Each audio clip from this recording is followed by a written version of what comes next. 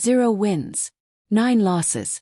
Take a moment and let those numbers truly sink in, because you do not need to be a tennis expert to feel the weight of what they represent.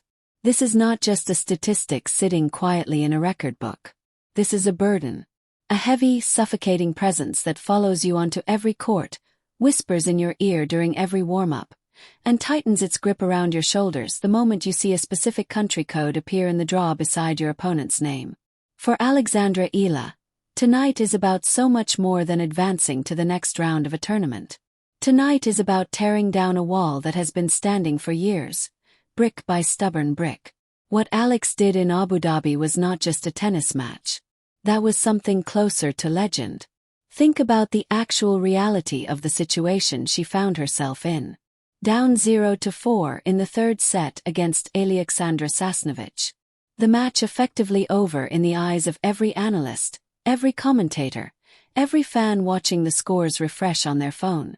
At that point, most players, veterans included, players who have been navigating the professional circuit for a decade, mentally pack their bags. They start calculating flight times home. They begin composing the gracious post-match interview in their head. Alexandra Eala looked at that scoreboard and decided she simply was not done yet. She fought for every single ball. He saved match points. She clawed her way back through the score, point by grinding point, until she had broken Sasnovich not just physically but mentally, dismantling the certainty of a player who thought the job was finished. That is how she now sits at a career-high world ranking of number 38. She did not just win a tennis match in Abu Dhabi. She showed us, clearly and unmistakably, exactly who she is. She showed us the heart of a champion. But now the script flips entirely. Now she faces the one thing that has quietly haunted her professional career like a shadow she cannot shake. The Czech curse. She is playing in the first round of the Qatar Total Open in Doha, a massive WTA 1000 event where the lights are brighter, the stakes are higher, and the pressure is immeasurably greater than anything she experienced the previous week. On paper, this should be comfortable territory.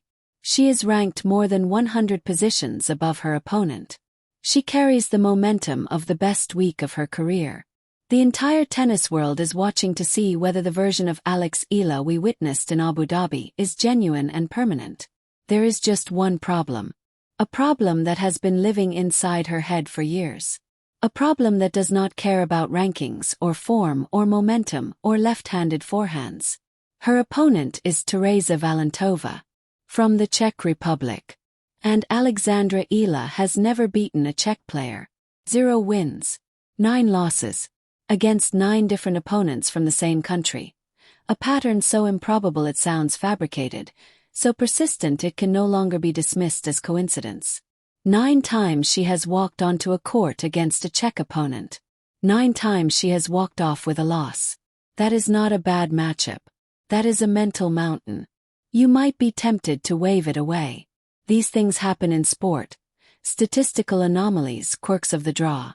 But when you are the one standing on that court, holding the racket, feeling the humidity pressing against your skin, it does not feel like a quirk. Feels like gravity. It feels like the universe has quietly decided that certain outcomes are simply not available to you. And no amount of talent or preparation can change that. Eala has had moments in these matches where the win was right there in front of her. We have seen it. Sets where she was up a break in the deciding set, playing some of the best tennis of her life, and watched the lead dissolve. Matches where she dominated for an hour before the wheels came off at the worst possible moment. It is almost as if something in her neural wiring reacts to the letter CZ appearing next to an opponent's name. A hesitation, a barely perceptible flicker of doubt, a fragment of thought that whispers, "Here we go again." And the universe, apparently possessing a genuine sense of humor, has arranged for her opponent tonight to be the very last player who beat her.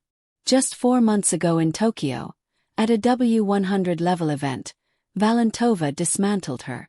The score was 6-1, 6-2. It was one of those matches where nothing worked, where Eala looked lost, searching for answers on the baseline that simply never materialized, getting overpowered and outmaneuvered by an opponent who seemed to have a complete tactical answer for everything she tried. So here we are. Same opponent, same country, the exact same demons standing across the net, staring directly back at her. Except here is why tonight feels different. Here is why I believe the story ends differently this time. The Alexandra Eala who walked onto the court in Tokyo is not the same player walking onto the court in Doha tonight. The player in Tokyo was still finding herself on the big stage. The talent was always visible. Nobody who watched her doubted that. But there was a fragility to her game in tight moments. Errors would compound. A missed volley would infect the next 3 points. A service break would cause the shoulders to drop and the game plan to fracture. She was still searching for her identity as a competitor under real pressure. The Alexandra Eala in Qatar is a completely different animal. We just watched her stare down what looked like certain defeat in Abu Dhabi and refuse to accept it. We watched her dig deeper than she ever had before and find a way to win when every mathematical and statistical argument said the match was over. That was not tactics or technique. That was character. That was pure, unfiltered competitive will. That version of Alexandra Eala does not concern herself with jinxes or curses or historical patterns. That version knows she belongs in the top 40 because she has done the work to earn it. Every punishing session at the Rafa Nadal Academy, every hour of travel, every sacrifice made far from home in a foreign country pursuing something most people never attempt. A ranking gap of over 100 positions between her and Valentova tonight is not an accident. It is evidence. It is proof of everything she has invested in herself. She is the better player. She simply has to trust that she is. This match is not just a first-round result. This is a statement. A pivotal moment not just in her season but potentially in the broader narrative of her entire career. If she loses, the doubts grow louder. The curse grows heavier. The whispers start circulating through tennis circles. She cannot handle the Czech style. It is a mental issue. She tightens up against them. Every future draw becomes a source of anxiety the moment she spots that specific country code. The pressure for the next match against a Czech player becomes crushing before a single ball is struck. But if she wins, she does not merely end a losing streak. She demolishes a mental barrier that has been restricting her for years. She proves to the tour, and far more importantly to herself, that the past does not have the power to write her future. She takes a sledgehammer to that 0-9 record and begins an entirely new chapter. She proves that she can beat anyone from anywhere regardless of what the history books say. Winning this match does not just give her points and a second-round match. It liberates her. So what is the actual blueprint for winning? Because belief is one thing and execution is another entirely. First punch first. Eala cannot afford to be passive or wait to see how the match develops. She needs to establish her intentions immediately and aggressively. Big left-handed serves out wide to open the geometry of the court. Aggressive returns that push Valentova back onto her heels before she can settle. She needs to step inside the baseline from the very first game and declare, in the unmistakable language of tennis, that she is the one dictating this match. No slow starts. No cautious feeling out period. Attack from ball 1. Second, use the pain. That Tokyo loss still hurts. But that hurt is useful. Channel the memory of that 6-1, 6-2 scoreline. The feeling of walking off that court empty-handed, searching for answers that never came. Use that frustration as fuel. Eala plays her absolute best tennis when she has something to prove, when there is a chip on her shoulder. Tonight that chip is the size of a boulder. Let it generate fire, not anxiety. Third, carry the Abu Dhabi mindset onto every single point. Valentova will have her moments. She will hit winners. She will have stretches where she cannot miss. Eala may well get broken. The old version of her might have started to spiral. But the player who clawed back from 0-4 in a deciding set knows something that version of herself did not. She knows she can look a match point in the eye and still find a way to win. When the difficult moments arrive tonight, she stays calm. She resets between points. She breathes. She reminds herself, I have been in deeper holes than this. I know the way out. Fourth, trust the work completely. She is ranked 38th in the world for a reason that has nothing to do with luck. She earned every position on that ranking list through grinding, relentless work. Trust the fitness. She can go 3 sets, 3 hours if the match demands it. Trust the shots, the forehand will hold, the backhand can absorb whatever pace comes at it. Trust that if she plays her game, the outcome will take care of itself. As fans, we feel every point Alexandra Eala plays in a way that goes beyond normal sports fandom. The anxiety when she tosses the ball for a second serve in a crucial moment. The electric surge when she rips a forehand winner down the line. We have felt the heartbreak. We have seen the tears. But we have also witnessed the magic.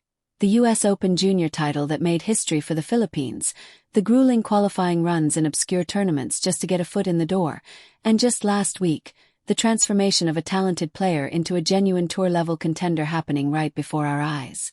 This match feels personal. It feels like the villain in her story has been given one final opportunity to be defeated. The 0-9 record is an ugly number to stare at. It is heavy and uncomfortable and painfully honest. But then I look at Alexandra Eala. I see the young woman who carries an entire nation on her back and smiles while doing it. I see the competitor who wears the Philippine flag with a pride that is visible from the back row of any stadium. I see someone who simply does not know how to quit, who fights for every single person watching from back home, who understands the meaning of every match she plays in a way that transcends rankings and statistics. Every great story needs conflict. Every great champion needs a wall worth climbing. For Eala, this is that wall. Here is how I see it playing out. She starts a little tight. The history is heavy and impossible to completely ignore, and the nerves may cost her a service game or two early while she finds her footing. But this is not the old Eala. She fights back. She locates her game. That trademark left-handed forehand cross-court starts finding its angles, creating the exact chaos that makes her so difficult to play against. Her feet start moving. Her defense sharpens. The match becomes a battle of pure will, which is exactly the territory where the new Alexandra Eala thrives. Goes to a deciding set. Course it does. It would not be an Alex Eala match without the drama. And in that third set, she refuses, categorically, defiantly refuses to lose. She grinds every rally. She tracks down drop shots that have no business being reached. She hits passing shots that kiss the line. She breaks late in the set and lets out that roar that has become one of the most thrilling sounds in women's tennis. Final score. Alexandra Eala, winner in 3 sets. The streak ends at 9. The curse is broken. The wall comes down. And Alexandra Eala walks forward. Freer, more dangerous, and more certain of herself than she has ever been in her career. The best is still ahead of her. Tonight is where it truly begins.